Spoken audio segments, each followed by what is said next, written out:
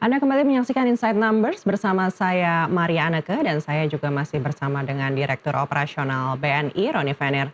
Iya Pak Roni, tadi menarik sekali Bapak sampaikan mobile cafe BNI ini membantu di daerah bencana juga begitu. Anda lihat apakah ini ke depannya mungkin akan diperbanyak lagi dan seperti apa mungkin fokus BNI untuk mendukung program-program pemerintah? Oke, kalau program pemerintah banyak sekali program pemerintah. Kayak kita sebagai salah satu bank BUMN, tentu saja kita berpartisipasi aktif untuk menjalankan program pemerintah. Banyak sekali seperti Kooperatif Desa Merah Putih, MBG, 3 juta rumah, dan lain-lain. Dan ini BNI tentu saja ini bisa menjalankan ini di seluruh outlet yang ada di seluruh Indonesia. Dan saya yakin juga program-program pemerintah ini bisa kita lakukan kepada sasaran yang tepat. Karena seperti KDMP, koperasi, kita juga aktif memberikan, MBG juga kita sudah melakukan pembiayaan kepada SPBG.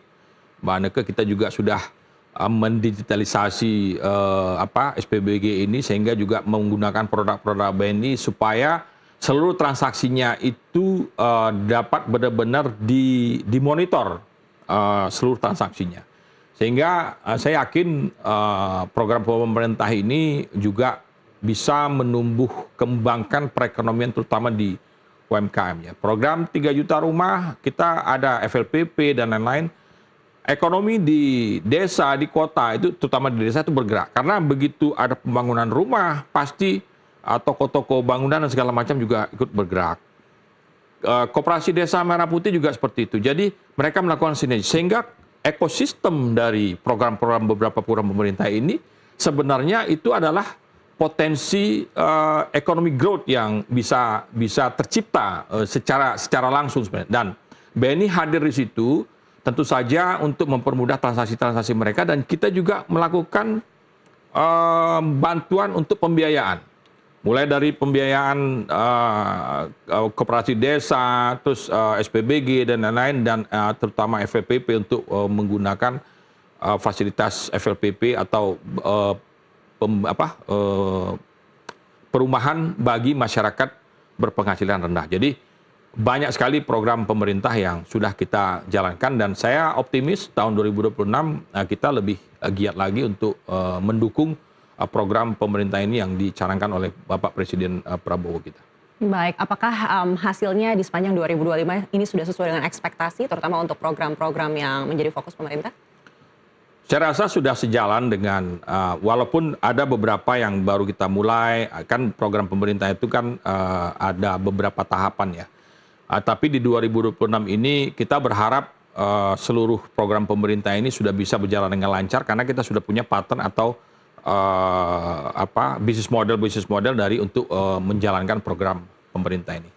Termasuk juga kemarin salah satu yang kita lakukan juga adalah melakukan pelatihan-pelatihan kepada UMKM karena juga beberapa kali kita diundang untuk seminar banyak UMKM ini yang belum mempunyai akses untuk pembiayaan ke perbankan.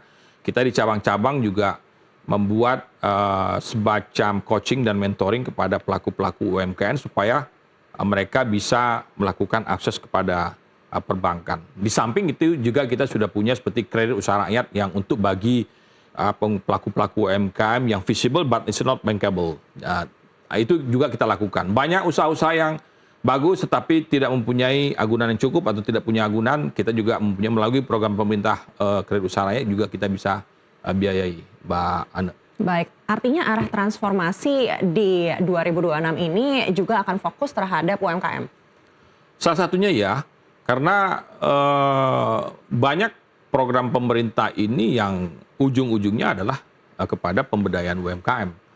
Karena tadi misalkan contoh SPBG ya, makanan bergizi.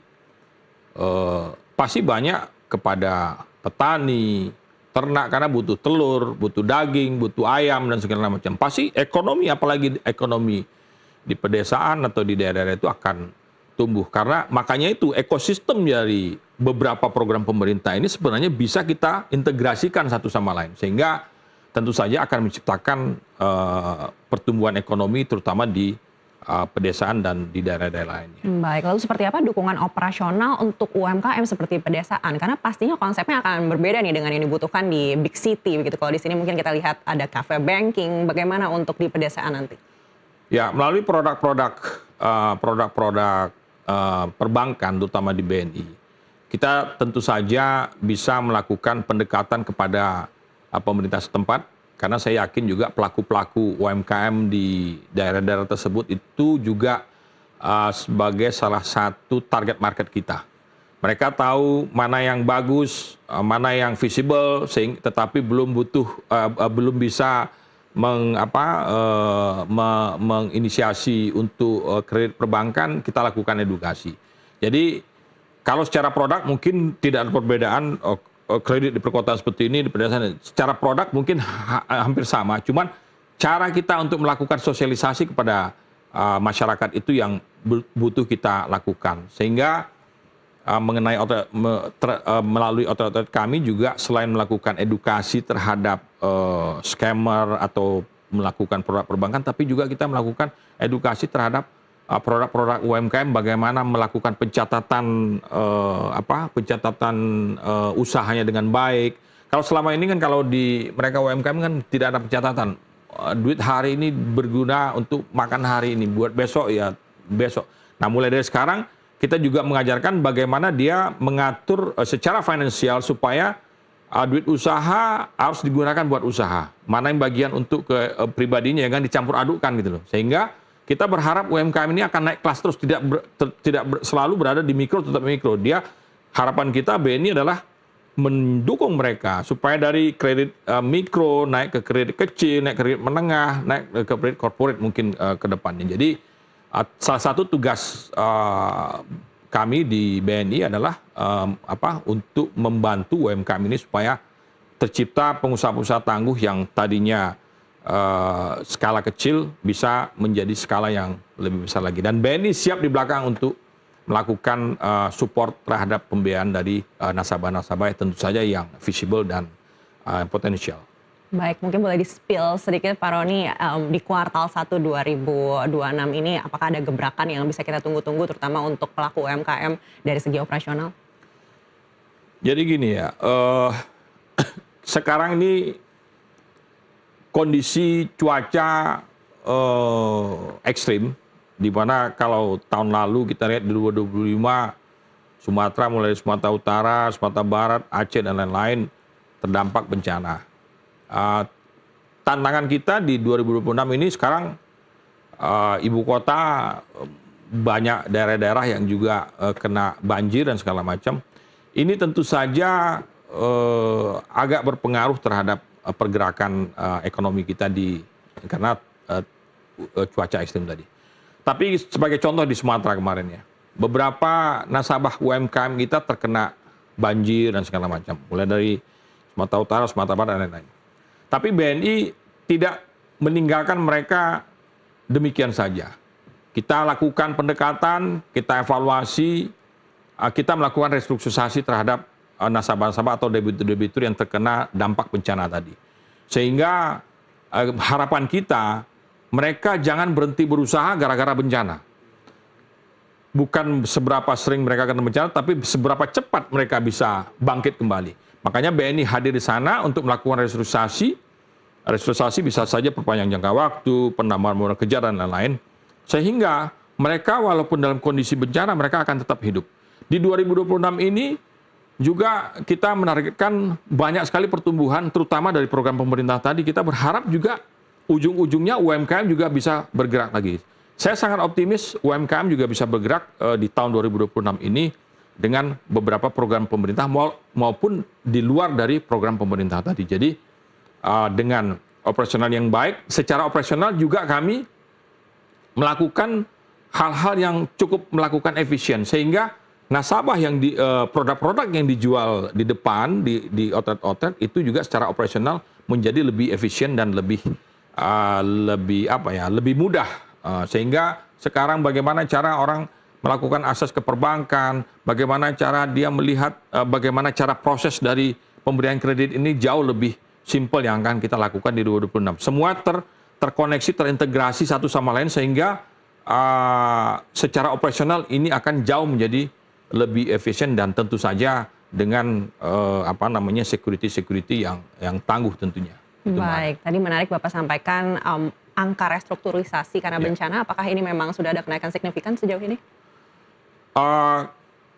Kalau bencana ini kan kita mendata nasabah-nasabah atau debitur kita yang terkena bencana. Di debitur UMKM ini kan mungkin skala terdampaknya tidak sama.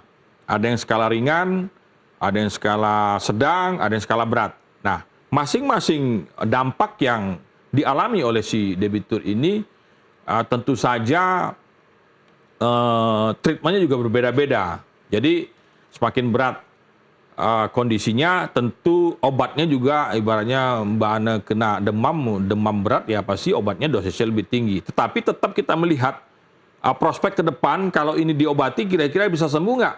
Bisa lari lagi nggak gitu loh. Jangan sampai nanti juga, tetapi demikian juga yang ringan, oh ini ringan, obatnya berbeda-beda. Jadi kita berharap tentu saja ekonomi akan tetap berjalan, tidak mematikan mereka, tetapi mendorong mereka untuk kembali hidup untuk berusaha. Jadi kalau restrukturisasi itu tentu saja akan ekonominya juga akan bertambah Pak, karena dia akan hidup kembali untuk berusaha. Gitu. Nah mudah-mudahan di 2026 ini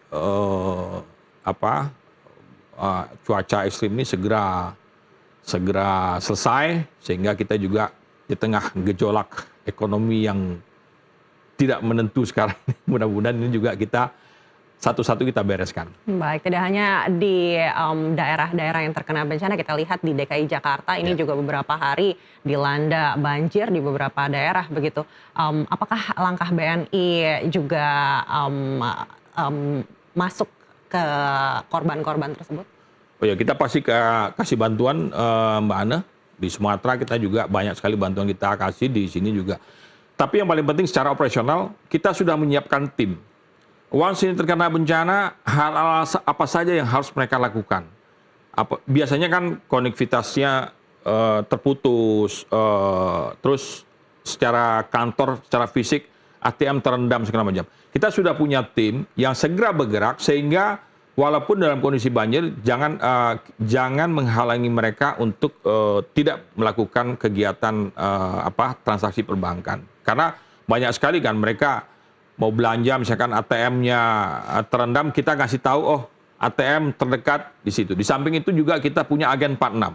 Kalau tidak ada, tapi biasanya di daerah ya, kalau tidak ada ATM di situ, mereka bisa bertransaksi ke agen 46. Tapi kalau di DKI saya pikir setiap pojok juga ada ATM dan CRM gitu. Jadi tidak terlalu seberat kalau ini di daerah-daerah terpencil gitu Mbak Ana. Baik, terkait dengan ATM dan CRM nih ke depannya, apakah di 2026 ini masih akan terus diperbanyak jumlahnya atau akan lebih dibatasi? Kita lebih kepada permajaan ya, karena saat ini kita punya sekitar 13.600 ATM dan CRM.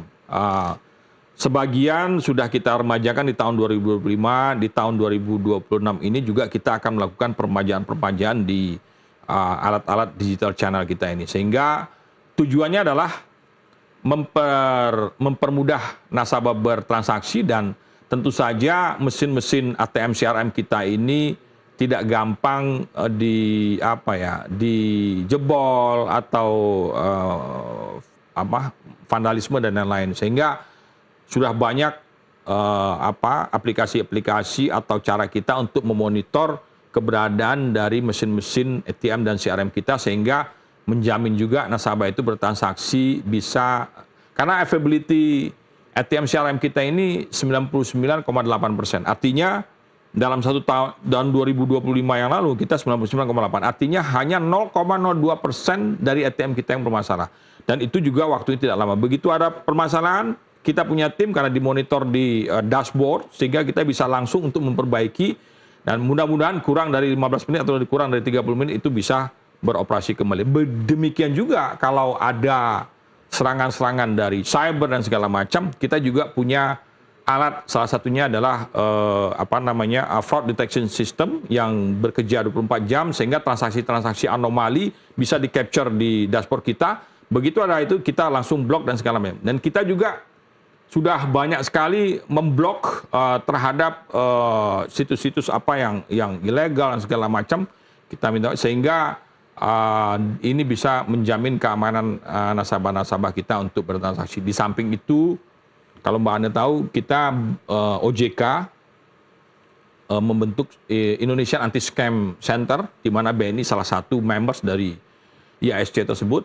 Kemarin kita bikin acara bersama dengan OJK, membuat acara dan mengundang kami dan mengembalikan uang hasil scam ini sebesar 161 miliar kepada nasabah. Ada beberapa bank yang hadir di situ dan diberikan itu yang clear and clean sekitar 161 miliar kemarin. Dan mudah-mudahan dengan adanya IASC ini yang diprakarsi oleh OJK dan Satgas Pasti namanya, itu bisa memperkecil kerugian-kerugian yang diderita oleh nasabah akibat dari scammer ini. Gitu Mbak Ana. Masalah scammer dan juga kejahatan-kejahatan cyber lainnya ini kan tentu sangat membutuhkan perhatian dari nasabah itu sendiri begitu. Apa yang bisa Anda sampaikan Pak Roni untuk nasabah yang ada di rumah untuk juga mungkin bisa lebih berhati-hati dalam masalah pengamanan terutama untuk kejahatan-kejahatan yang ada di ATM atau CRM ataupun secara online? Nah ini menarik nih Mbak Ana. Kalau scammer ini nggak ngelihat nggak melihat tingkat pendidikan, profesi, apapun, siapapun bisa kena scam. Tapi yang paling penting adalah jangan sekali-sekali memberikan data pribadi kita kepada orang yang tidak dikenal atau scammer tadi. Caranya macam-macam. Bisa pura-pura menjadi petugas pajak, minta data pribadi, pura-pura menjadi petugas Dukcapil pingin mensinkronis data dan segala banyak sekali. Dan di BNI juga beberapa pensiunan yang dalam quote and quote adalah mereka mantan bankir juga bisa kena karena kadang-kadang mereka memanfaatkan kepanikan dari nasabah. Makanya kalau ada yang nelpon, Bapak ada transaksi di sini, kami bantu untuk membatalkan, jangan panik. Lihat call centernya BNI misalkan 15.046, tanya ke sana apakah benar ada transaksi. Jangan sampai ketika kita panik kita akan gampang diarahkan oleh si fraudster tadi, sehingga begitu kita klik link yang tidak dikenal, kita ngasih OTP, kita ngasih password dan segala macam, itu dengan secepat kilat itu mungkin si fraudster atau si scammer tadi bisa mengambil dana kita. Makanya itu perlunya edukasi. Makanya BNI selain melakukan edukasi dan literasi tadi, juga di setiap perangkat-perangkatnya, mulai dari Wonder, kita launching Wonder tahun 2024 yang lalu, sekarang sudah lebih dari 11 juta pengguna. Di situ juga diberikan peringatan-peringatan agar tidak memberikan data pribadi ke siapapun juga. Di ATM kita juga, di screen-nya juga kita mengingatkan. Di cabang-cabang kita juga, di banner-banner digital kita selalu disiapkan jangan memberikan data pribadi kita ke orang lain. Data Mbak Ana kan nggak mungkin dikasih ke saya, kecuali nomor HP gitu loh. Betul sekali Pak Roni, kesadaran untuk melindungi data pribadi ini mungkin harus tetap menjadi perhatian nasabah untuk menghindari adanya kejahatan-kejahatan cyber yang ada di sekeliling kita. Sekali lagi terima kasih sudah bersama kami kali ini, Roni Fenir, Direktur Operasional BNI. Sampai berjumpa lagi di lain kesempatan. Terima kasih Mbak Ana. Dan dialog tadi mengakhiri Nusantara Economic Update kali ini. Saya Mariana Ke, sampai jumpa.